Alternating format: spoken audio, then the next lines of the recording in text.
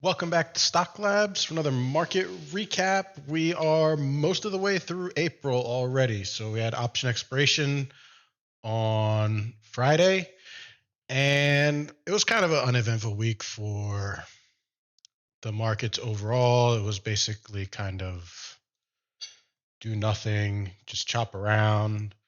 We were sort of drifting slightly down most of the week. I mean, Friday was kind of an up day, but basically nothing went anywhere. So small caps were up 7/10.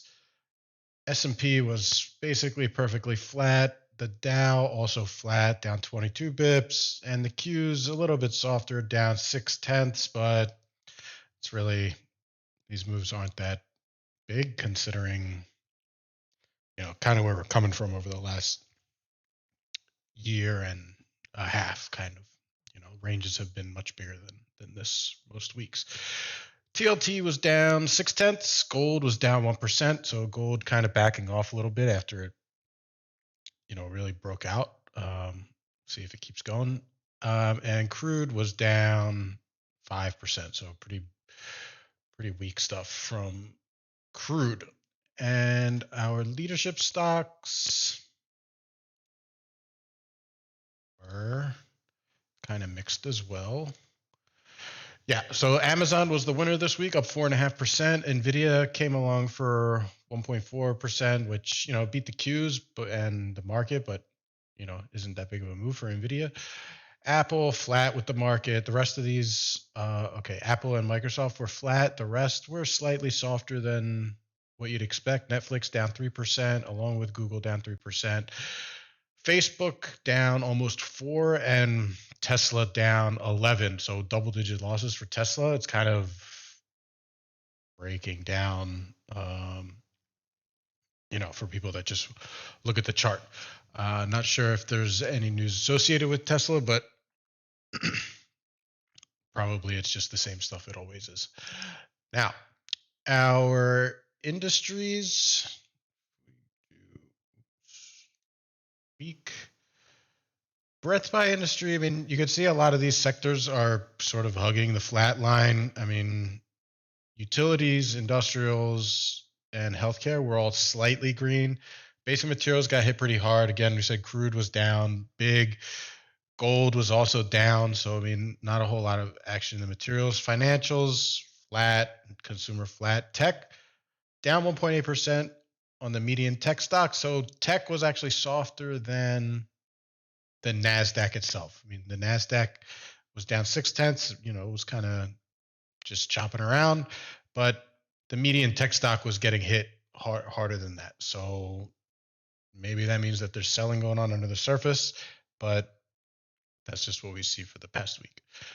For subsectors on the upside, we don't really have a whole lot to go on here. Nothing's up 5%. We have a couple REITs and residential type stuff, being the leaders, but really that's not anything special to talk about. On the downside, we have a handful that are down 5%. I mean, we mentioned the oil and gas stuff, some precious metals, EVs, along with Tesla, they all come along, they're all in the same group. So some weakness here. I mean, overall, I would say that the breadth kind of reflects what was going on in the indices. Maybe the breadth was slightly weaker than what the indices did. So, we'll see. And if we go to breadth by market cap, got 1 to 5 billion. Let me remove the split. 1 to 5 billion up, up 12 basis points, and 5 to 10 billion up 49 basis points. Large caps down 15. 50 to 100 billion down 41 bips, and Terra caps 100 billion plus flat down 6 bips. So yeah, a lot of this sort of shows what was going on in the market. I mean, the indices more or less flattish, everything kind of across the board flattish, waiting or consolidating, however you want to put it. And if we look at what intelligence is thinking for this week, I have a decent number on here. So gold miners should be bullish. Look for that trend to resume higher for gold miners, those sorts of sectors. Got one of these levered single stock ETFs on here, Google. So Google should be bullish this week. Russell, okay, short silver is on here, and another bullish Russell ETF. And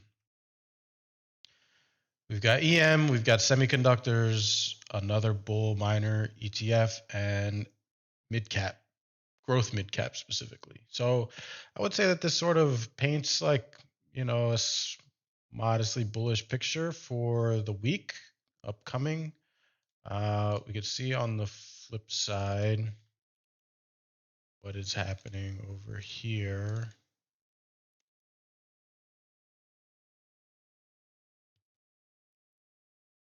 Reverse this. I lost my picture somehow. Okay, picture is back. Forget what I was saying, but okay, let's look at the downside here. We've got natty gas should be bearish. VIX should be bearish. The inverse oil and gas is bearish, so bullish oil and gas. Big banks inverse is bearish, so bullish big banks. Tesla bull is bearish, so bearish Tesla. And bearish ARK and bearish VIX again. And let's just ignore these other ones. So yeah, I mean, could be, you hate to say it, but could be another just choppy week in the market. I mean, I would say that kind of the bias is to the upside a little bit. Now, we do have some big tech earnings this week. I think I forget exactly which ones report, but it's like 3 out of the big 5, or 4 out of the big 6, or something like that. So keep that in mind. It could be like, I think it's Tuesday, Wednesday, Thursday, like middle of the week. Like, we'll see what those big guys say. I mean, they had sort of poor conference calls on the last round of earnings, especially I think Amazon, and forget what Google said, but I know Amazon was not really talking too positively. We'll see what they have to say this go around. So yeah, I mean, should be a fine week. I wouldn't be too bullish or bearish either way. Probably you can play for a lot of mean reversion throughout the week. Once we're through kind of those big earnings, then market might assert more of a direction than what we've seen so far. But for now, kind of in a holding pattern, waiting for some of those other items to resolve. So, okay, that's all from me. Sorry I was a little late getting this out, but was busy doing other things. So, talk to you all next week.